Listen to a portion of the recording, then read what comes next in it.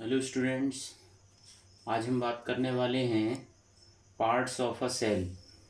पिछली क्लास में हमने पढ़ा हुआ था डिफरेंट टाइप ऑफ सेल और ऑर्गेनिजम्स के बारे में और कुछ हिस्टोरिकल बैकग्राउंड सेल का। आज जो है, बट हमें सेल से पहले हम ये जान लें कि सेल की स्टडी करने के लिए हमें किस इंस्ट्रूमेंट की रिक्वायरमेंट होती है। माइक्रोस्कोप। तो माइक्रोस्कोप जो है वो एक इंस्ट्रूमेंट होता है जो मैग्नीफाई करता है ऑब्जेक्ट को, जिसके थ्रू हम उसको देख सकते हैं, किसी भी ऑर्गेनिज्म को। देन इसमें एक बड़ी इंपॉर्टेंट पावर होती है जिसको हम उसकी रिजॉल्विंग पावर बोलते हैं। इससे हम किसी स्पेसिमेन को मैग्नीफाई कर सकते हैं और इससे उसकी क्लियर इमेज बनाने में बड़ा बेनिफिट होता है, जो उसकी एक्चुअल में रिजॉल्विंग पावर होती है। और ये दो क्लोज्ड स्पेस पार्ट के बीच में डिफरेंस क्रिएट कर सकता है। तो अगर पार्ट्स ऑफ सेल की स्टडी करना है तो आपके लिए माइक्रोस्कोप की रिक्वायरमेंट होगी। बट अगर हम सेल के स्पेशल पार्ट जैसे प्लाज्मा मेम्ब्रेन है तो हमें माइक्रोस्कोप चाहिए होगा, इलेक्ट्रॉन माइक्रोस्कोप। देन बट आज अभी हम बात करने वाले हैं पार्ट्स ऑफ सेल में सबसे इम्पॉर्टेंट पार्ट है, दैट इज प्लाज्मा मेम्ब्रेन, जिसको कि हम सेल मेम्ब्रेन भी बोलते हैं, इसको साइटोप्लाज्मिक मेम्ब्रेन भी बोलते हैं। दैट इज अगर हम बात करें व्हाट इज प्लाज्मा मेम्ब्रेन, तो प्लाज्मा मेम्ब्रेन हर किसी एक लिविंग सेल का एक्सटर्नली कवर्ड स्ट्रक्चर होता है, जो कि थिन होती है, इलास्टिक होती है, सिलेक्टिवली परमिएबल मेम्ब्रेन होती है, और इसी को हम प्लाज्मा मेम्ब्रेन बोलते हैं। तो जो प्लाज्मा मेम्ब्रेन होती है वो हर एक ऑर्गेनिज्म में अवेलेबल होती है, चाहे वो प्रोकारियोटिक हो चाहे यूकारियोटिक सेल हो।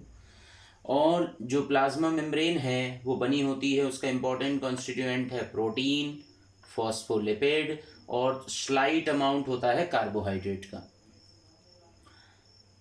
देन अगर हम बात करें तो इसका सबसे जो वेल एक्सेप्टेड मॉडल है जो है फ्लूइड मोज़ेक मॉडल, जिसको दिया था सिंगर एंड निकोलसन साइंटिस्ट ने।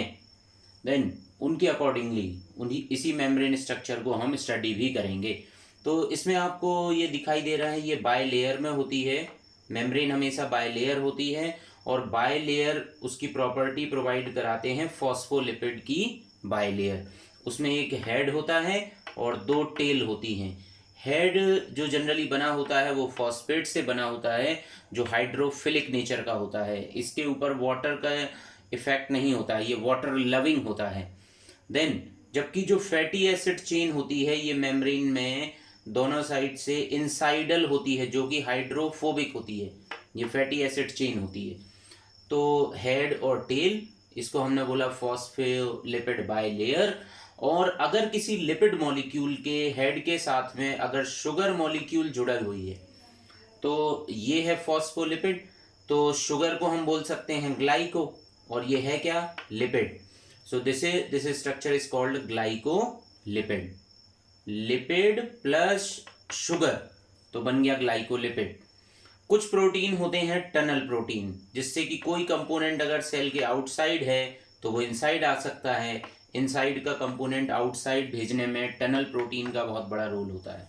बट ये प्रोटीन कई सारे होते हैं किसी एक मेम्ब्रेन में। ये हमने बहुत छोटा सा स्ट्रक्चर इसका यहाँ पर बनाया हुआ है। मेम्ब्रेन पूरी सेल को सराउंड करती है। देन अगर इस लिपिड लेयर के आउटसाइड अगर कोई प्रोटीन है, that protein is called periphery पर प्रेजेंट है, इसलिए हमने इसका नाम दिया पेरीफेरल प्रोटीन।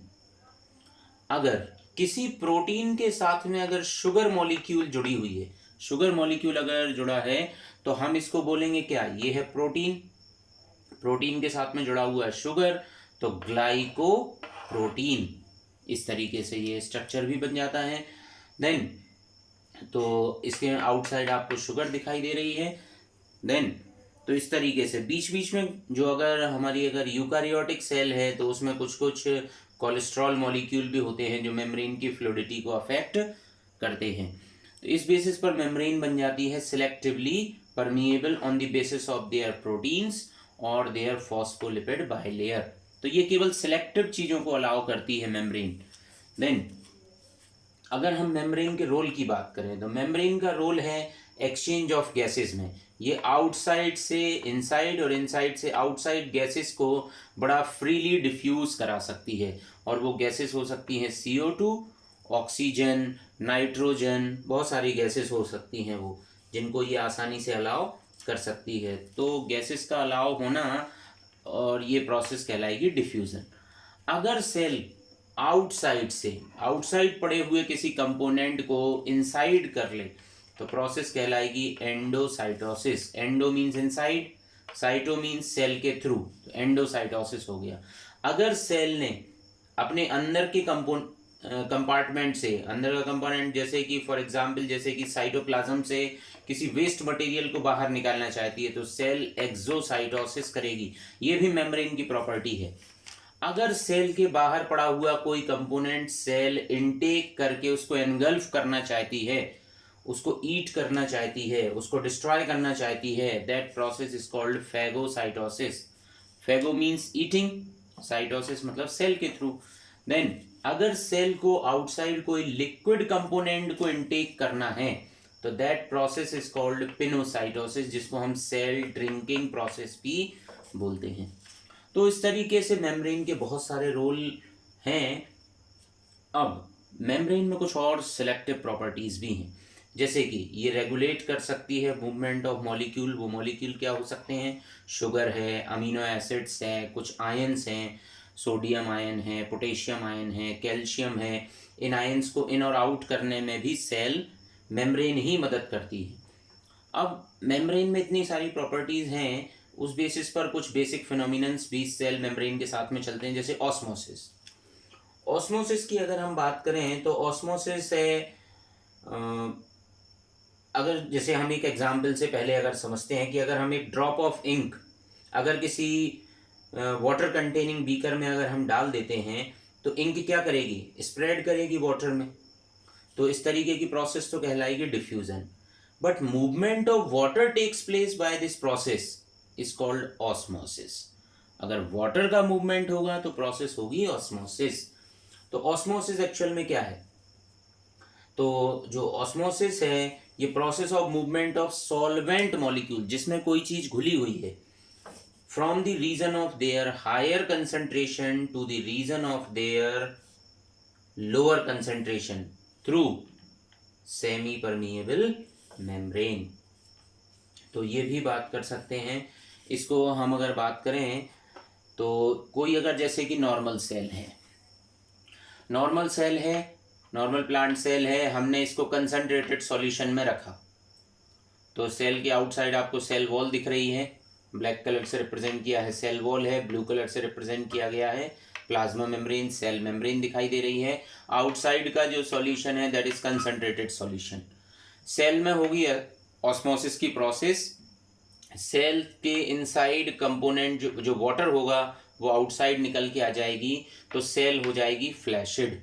देखिए आपको दिख रहा होगा प्लाज्मा मेम्ब्रेन में श्रिंकेज आ गया है और ये एक साइड पहुंच चुकी है। तो ये प्लेन वाटर में, अगर अब इस श्रिंक्ड सेल के लिए अगर हम प्लेन वाटर में रखते हैं तो प्लेन वाटर में रखने पर फिर इसमें ऑस्मोसिस होगा, बट वो ऑस्मोसिस होगा एंडो ऑस्मोसिस। यहाँ कौन सा ऑस्मोसिस हुआ है? एक्सो ऑस्मोसिस। वाटर कहाँ चला गया है? आउटसाइड कंसंट्रेटेड सॉल्यूशन की तरफ। देन सेल कैसी हो गई थी? कंसंट्रेटेड सॉल्यूशन में ऑस्मोसिस हुआ, एक्सो ऑस्मोसिस, सेल हो गई फ्लैशिड। अब अगर हम इस फ्लैशिड सेल को नॉर्मल प्लेन वाटर में रख देते हैं तो इसमें जो ऑस्मोसिस की प्रोसेस होगी that is called endo osmosis, और सेल हो जाएगी टर्जिड, जिसको यहाँ फिगर में दोबारा मेंशन किया गया है यहाँ पर। तो इस बेसिस पर जो है सेलेक्ट मतलब मेम्ब्रेन की जो प्रॉपर्टीज हैं वो डिफाइन होती हैं। देन अब अगर हम बात करें सेल के में रेगुलेशन और भी कई तरीके से हो सकता है। तो सिलेक्टिव परमिएबिलिटी की अगर हम बात करें तो ये पैसेज करती है सॉल्वेंट मॉलिक्यूल, और वो सॉल्वेंट मॉलिक्यूल क्या हो सकता है? Water. Then so on the basis of this property अगर हम सेल को बताएं अगर, तो ये शेप हो सकते हैं according to concentration of surrounding solution. तो सेल में डिफरेंट शेप हो सकते हैं बाय देयर सराउंडिंग सॉल्यूशन। वो सॉल्यूशन के टाइप हो सकते हैं आइसोटोनिक, हाइपोटोनिक, हाइपरटोनिक। तो पहले अगर हम बात करें, अगर किसी नॉर्मल सेल को आइसोटोनिक सॉल्यूशन में रखा जाता है जिसमें कि सेल के अंदर की कंसंट्रेशन और बाहर रखे हुए सॉल्यूशन की कंसंट्रेशन अगर सेम है, same concentration of water and solute as inside cell, cell shows no change in shape. So this kind of solution is called isotonic solution. अगर दूसरा जो सॉल्यूशन है that is called hypotonic solution. तो hypotonic solution में अगर हम बात करें जो कि has lower solute concentration than inside the cell, lower solute concentration inside the cell से अगर कम है अगर, तो सेल हो जाएगी टर्जिड, दैट इज। और तीसरा जो सॉल्यूशन बनता है that is called hypertonic solution. तो अगर इसकी जो कंसंट्रेशन है सॉल्यूट की वो हायर है इनसाइड दी सेल से, तो सेल हो जाएगी फ्लैशिड। तो इस बेसिस पर सेल मतलब सॉल्यूशन को हम 3 पार्ट में डिवाइड कर सकते हैं। देन अगला पार्ट ऑफ सेल है, ये तो हुआ प्लाज्मा मेम्ब्रेन के बारे में। दूसरा पार्ट है सेल वॉल। ये भी एक इम्पॉर्टेंट स्ट्रक्चर है। ये आउटर मोस्ट कवरिंग है, रिजिड होती है, टफ है, डेड होती है, क्योंकि सेल मेम्ब्रेन के आउटसाइड है। ये वहाँ तक कंपोनेंट जो पहुँचता है वो डेड हो जाता है। ये प्रोटेक्टिव लेयर है। कहाँ फाउंड होती है? प्लांट में, बैक्टीरिया में, साइनोबैक्टीरिया में, और बट ये एनिमल सेल में नहीं फाउंड होती है। अगर इसके बात करें डिस्कवरी की, तो सबसे पहले इसको डिस्कवर किया था रॉबर्ट हुक ने 1666 में। उन्होंने डेड सेल्स देखा हुआ था, कॉर्क सेल्स को देखा हुआ था, उसी से वहाँ पर रॉबर्ट हुक ने उसकी डिस्कवरी किया हुआ था सेल्फ मेड माइक्रोस्कोप की मदद से। अब जो सेल वॉल का एक्चुअल में फंक्शन अगर हम बात करें तो ये शेप देती है सेल के लिए, देन रिजिडिटी देती है सेल के लिए। अगर कंपोजिशन की बात करें प्लांट सेल में, तो ये बनी होती है, सेल वॉल जो होती है वो सेलुलोज से बनी होती है, और सेलुलोज पॉलीमर है ग्लूकोज का। फंजाई में अगर बात करें तो ये बनी होती है काइटिन की, और काइटिन जो है बना होता है एसिटिल ग्लूकोज अमीन से। किससे? एसिटिल ग्लूकोज अमीन से। जबकि प्रोकैरियोट्स में बात करें, प्रोकैरियोट्स मतलब बैक्टीरिया की सेल में बात करें, तो उसकी सेल वॉल बनी होती है पेप्टिडोग्लाइकेन। पेप्टिडो मतलब पेप्टाइड, ग्लाइकेन मीन्स शुगर। मतलब जब कुछ अमीनो एसिड प्लस शुगर मिलके कोई सेल वॉल बनाते हैं, that is called peptidoglycan. Role of cell wall की बात करें तो सेल वॉल के कई सारे रोल हैं। ये सेल के लिए विदस्टैंड कराती है हाइपोटोनिक सॉल्यूशन में, जिससे कि सॉल्यूशन विदाउट बस्टिंग सेल, उससे सेल बच जाती है। Cell absorb water by osmosis, ये इसमें भी सेल मतलब सेल वॉल है वो मदद करती है, स्वेलअप हो जाती है। इसके बेसिस पर ये अपने एक्सर्ट प्रेशर करती है, किसके ऊपर? सेल वॉल के ऊपर, जिसको कि हम बोलते हैं टर्गर प्रेशर।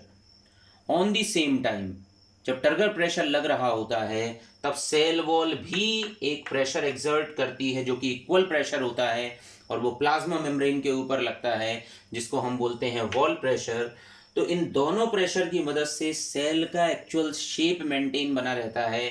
तो सेल वॉल जो है वो सेल का शेप मेंटेन रखने में बहुत क्रूशियल रोल प्ले करती है, और ये कवरिंग तो होती है, प्रोटेक्ट करती है आउटर साइड के हार्श इन्वायरमेंट से। So this is the role of cell wall. Next जो हम लेक्चर में बात कर रहे होंगे, जिसमें हम बात करेंगे न्यूक्लियस है, न्यूक्लियोलस है, बहुत सारे पार्ट हैं न्यूक्लियस के अंदर, क्रोमेटिन मटेरियल है, सो साइटोप्लाज्म है, और भी कई सारे सेल कंपोनेंट के बारे में बात करेंगे। So thank you.